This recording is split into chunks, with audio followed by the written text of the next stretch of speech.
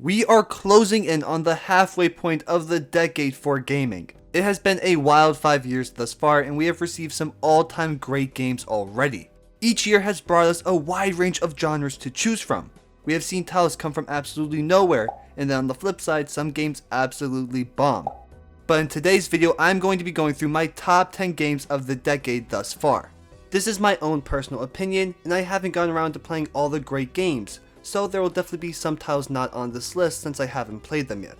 And I will not be putting any remakes on here, so games like Dead Space, Silent Hill 2, and Persona 3 will not be in the rankings since they were already pre-existing games. But before we get into it, if you guys do enjoy this video, it would mean a lot if you could like, comment, and subscribe as we are trying to get to 5,000 subscribers. With that being said, let's get right into my number 10 spot. And in my number 10 spot, we have a game that came out this year, and that is Split Fiction. This is the 4th game released by Hazelight Studios, and they just continue to impress within the co-op genre. I personally think this is the best game to come from them up to this point in time. The aspect that stands out to me the most, and the thing that I think Hazelight have perfected over their 4 games, is the level design and gameplay mechanics. There's such a wide range and variety in every single level that you go through. You will genuinely never get bored because of it. I love going back and forth between the sci-fi levels and the fantasy ones, and I think they complement each other very well, but also have a lot of differences. You go from playing as cyber ninjas jumping across flying cars, to then the next level playing as a gorilla and a fairy traversing this forest. And you see this stark contrast between every single level. But not even just within the main chapters, but also the side stories. They offer the most unique experiences in the entire game. It is genuinely so impressive how they were able to create such variety. There genuinely isn't a gameplay loop whatsoever because it constantly changes every single level. And I love this variety with the gameplay mechanics, because one level we're playing as dragons and then the next we're playing as some drones. They just constantly keep the gameplay fresh. And they do such a good job of tying in these abilities with your co-op partner who you are playing with. You really have to work together with your partner to complete these missions. Overall, Split Fiction is just such an unbelievably crafted game. I think this game just shows when companies stay within their genre and just perfect their craft, they truly create masterpieces. I really do think that Hazelight Studios have just mastered the co-op genre in terms of the level design and gameplay mechanics. My only one negative side towards this game is that I really don't care for the story that much, but besides that, this game is truly unbelievable. But moving on from that and into our number 9 spot, we have Hades. This game came out in 2020, and it was the very first roguelike that I have ever played. My favorite aspect about this game is a basic one. I just love the roguelike concept here, but I think they executed really well. I loved having to go through all these different attempts to escape the underworld, and I think I loved it so much because of the gameplay and combat. There are so many different weapons to choose from your sword, the bow, a shield, a spear, you have fists, and you have some gun-like weapon. Every single one of these has such a distinct playstyle and upgrade path that you can go down. And within each run through, you have Olympian gods that grant you boons as you play. These are temporary abilities that modify your attacks and help you along your playthrough. So with these different boons that you can get each run through and your different weapons, it offers so much replayability. And I think another major highlight of Hades are all the characters that you have in this game. They are all taken from Greek mythology, and interacting with all of them is some of the most enjoyable aspects that this game has to offer. Each one is so distinct from the last, and the stories that each character has is really fun to go through. Hades just ends up being such an enjoyable roguelike, and I really need to play more games within this genre because I fell in love with this one. I feel like they nail a lot of aspects here. The characters are enjoyable, the hack and slash combat is addicting, and I never got bored going through each run through. Overall, this is such an enjoyable game that I feel like more people need to play. But with that being said, let's move into my number 8 spot, and that game is Astrobot. This was the game of the year for 2024, which I don't personally agree with. I think it should have been another game that will be on this list later. But I still think that Astrobot is a fantastic video game. This was a game that wasn't really on my radar whatsoever leading up to its release. Then the reviews started to come out and people were like, this is one of the best platformers that they have seen in a very long time. And similar to roguelikes, platformers is something that I'm not really well versed in, so I was unsure going into it if I would really like it. But after playing it, it is genuinely some of the most fun that I've had within video games for years. Astrobot truly is just the purest definition of fun. All the planets were enjoyable to go through, and I love the different abilities that we got within each level. But playing Astrobot really made me feel like a kid again. Especially nowadays within the gaming culture, people being so critical over specific aspects, Astro Bot's goal was really just to be fun, and they achieved that to sheer perfection. There really is nothing here to deeply analyze about Astro Bot because that's not the kind of game that it is. It is a video game in its purest form, and I think that's why so many people ended up resonating with it. It is so simple, but is genuinely some of the most enjoyable gaming experiences that I've had in recent years. But with that being said, we are going to be moving into our number 7 spot, and that is Ghost of Tsushima. This game also came out in 2020, and you'll see later on this list, we actually ended up having a lot of games from this year. I personally think my favorite aspect of Ghost of Tsushima is the combat. Everything from the different stances, the parrying, it just creates such an enjoyable gameplay system. Your moves and the enemies felt like they had weight behind them, especially with the light and heavy attacks. It's not super complex, but is easily one of my favorite combat systems in recent years. And on top of the gameplay, the world of Ghost of Tsushima is gorgeous to explore. The way they utilize the wind and leaves blowing around and the color palette of different locations is just beautiful to look at. I do think the side content is fairly underwhelming, but this is easily one of the prettiest settings I've ever seen in a video game. And in terms of the narrative, I think it's pretty good. I think the highlight of it is easily the dynamic between Lord Shimura and Jin Sakai. I think they have such a beautiful dynamic from start to finish, and I think they explore really interesting things with the honor of the samurai, and the ending of this game is so well done. Overall, Ghost of Tsushima just ends up being a really enjoyable game to play. From the combat, the world, some of the story beats, there are so many great aspects that this game has to offer. But moving into my number 6 spot, we have The Last of Us Part 2. I know this is like a really controversial title. It arguably might be the most controversial video game of all time. But even with that, this is still one of my favorite video games to ever come out. Sure, I think some of the story beats were a little weird and the pacing at times was a bit rough, but I commend Naughty Dog for telling the narrative that they wanted to tell, and it is a heart-wrenching one at that. This is one of the most depressing video games of all time that I've ever played. It probably is the most depressing. I don't think I smiled once this entire game.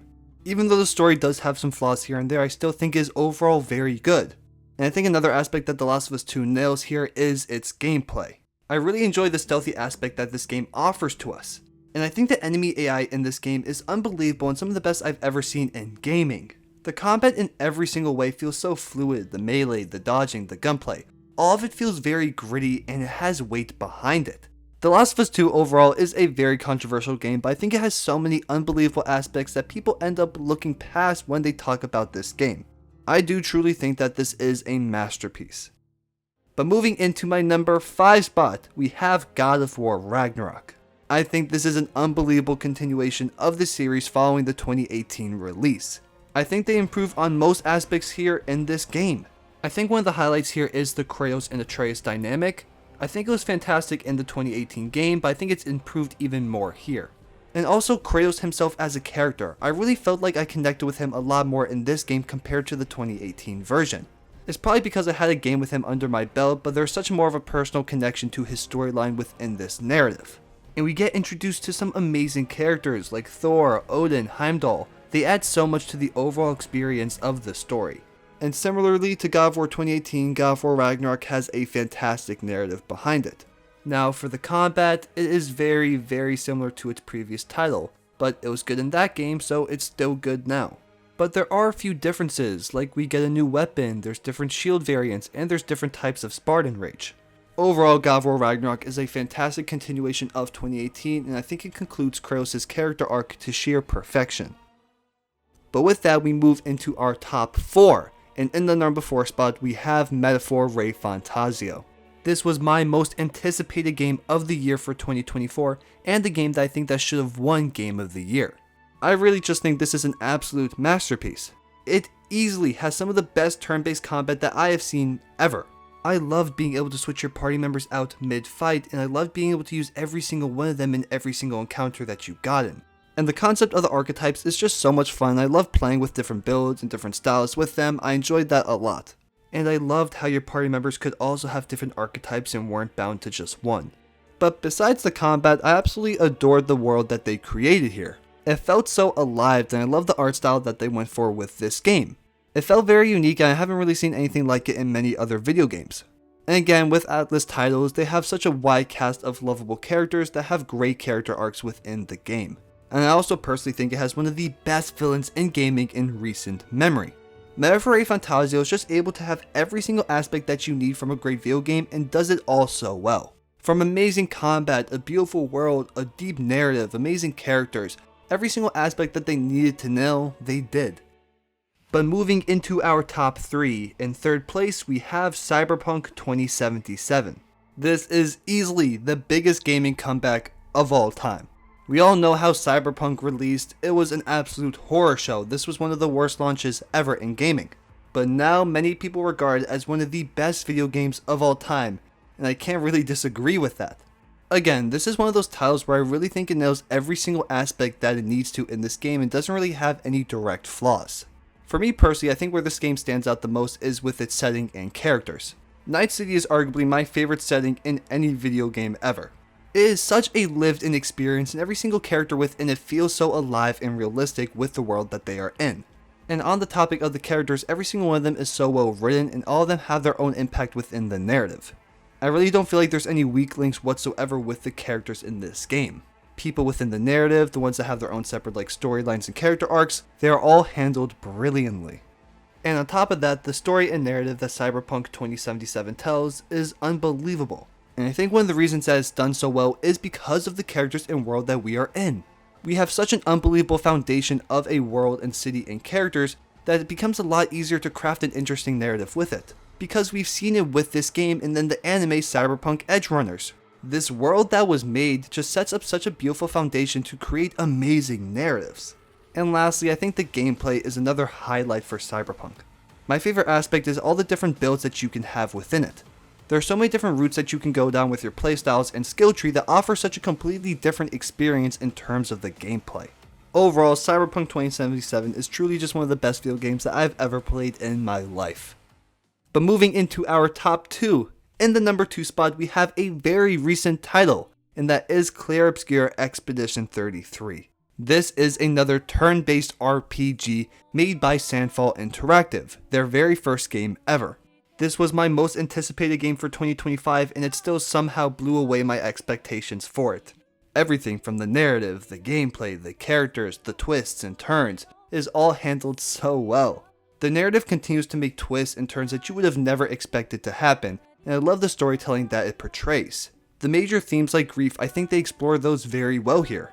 And I think they're able to explore this theme so well because of the characters in this game with people like Verso and Mael. But besides the narrative, another highlight that Expedition 33 has is its combat. It moves away from the typical turn-based combat with you having to give real-time input during each turn. Having to parry, dodge, counter things, and having active inputs when you're attacking. I think this adds a lot to the overall gameplay experience and one of the best parts of the overall game. Just from top to bottom, I think Expedition 33 just offers such a wide range of content for anyone to enjoy this game. I personally think is the game of the year for 2025 and I would be surprised if anything beats it out. But in our number 1 spot, we have Baldur's Gate 3. In my mind, Baldur's Gate 3 truly is the definition of the perfect RPG. Everything that I could ever ask from one, I got here in this game. From the choice and variety, the decision making is genuinely absurd here. Any decision that you could possibly make within this game, you are able to make and it affects the outcome of the inevitable game. And on top of the choices, every single party member is so interesting and have great stories to go with it. People like Shadowheart, Asterion, they are all so interesting and I love them so much. And I love the overall adventure that you and your group go on. It is such an enjoyable one to explore.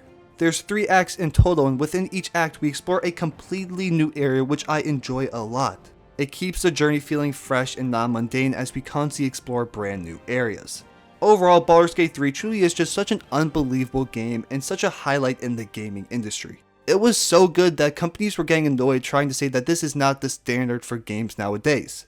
Larian Studios might just be my favorite company out there as they have made Baldur's Gate 3 and not just this but my favorite game of all time in Divinity Original Sin 2. And I think it might be a hard case for any game to beat this out as the game of the decade. But in conclusion, the 2020s so far have given us so many amazing games to talk about and experience. Just from this list, so many of them on here I consider some of my favorite games of all time.